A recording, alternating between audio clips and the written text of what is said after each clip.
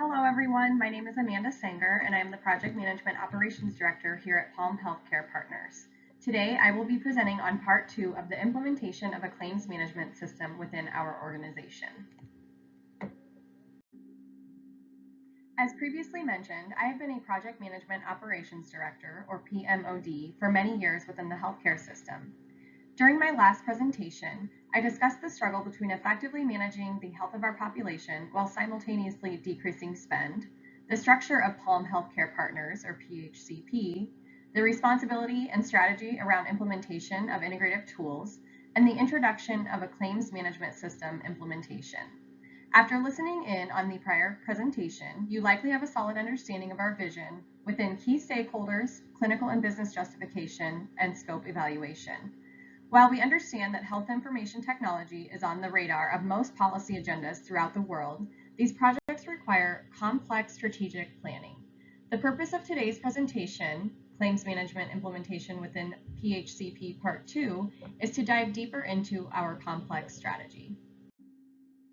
Technologies dedicated to medical entities can significantly contribute to reducing the costs of operating these facilities.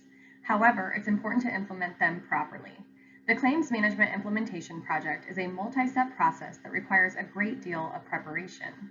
While I covered key stakeholders, clinical and business justification, and scope evaluation in the last presentation, today I will be covering our anticipated timeline with applicable milestones, estimated capital and operating costs, and anticipated strategic resources. Project scheduling is an art of planning and designing project activities so that the project can achieve its desired goals and priorities within the constraint of time and cost. Successful implementation of a technology-based business solution heavily relies on the creation of a timeline with incremental milestones, including respective activities. Part of my responsibilities as the PMOD over the Claims Management System Implementation Project is to determine these activities, estimating the time and resources for each, subsequently categorizing each activity within their overarching milestone. The implementation of claims management software takes on average between 1,270 to 3,000 hours. With my many years of experience as a PMOD in the healthcare field, I believe PHCP is looking at a timeline of 1 year for completion of this project.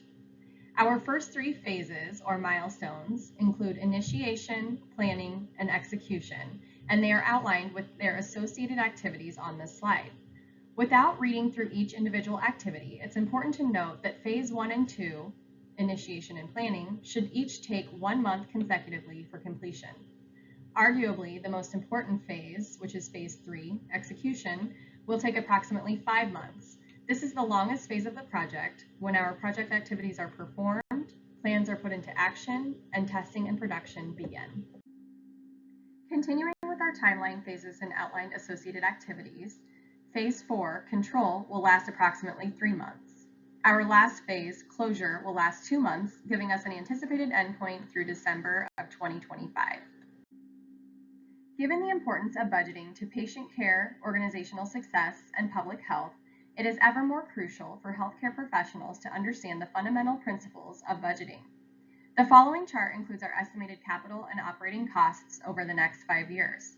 While this is a costly project, incorporating a claims management system within an organization is known to result in many benefits, including a faster claims processing system, accurate fraud detection, higher efficiency and productivity, reduced operational expenses, resulting in a 30% decrease in claims processing costs and over 70% increase in cost efficiency, enhanced customer experience, and up to a 50% increase in business profits over 5 years.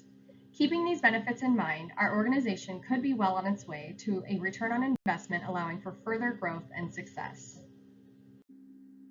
The last topic on the agenda of the Claims Management System implementation within PHCP Part 2 includes allocation of strategic resources. Planning for adequate resources is often known to be rushed and underestimated. Therefore, it's important that we are aware of the range of resources necessary prior to implementation.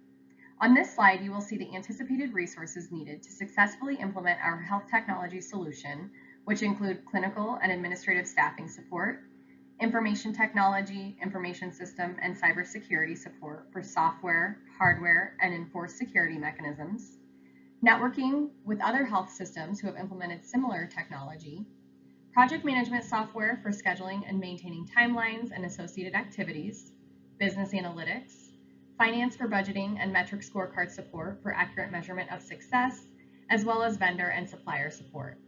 Collectively, these resources, equally relying on one another, will help lead to the successful implementation of a claims management system within our organization.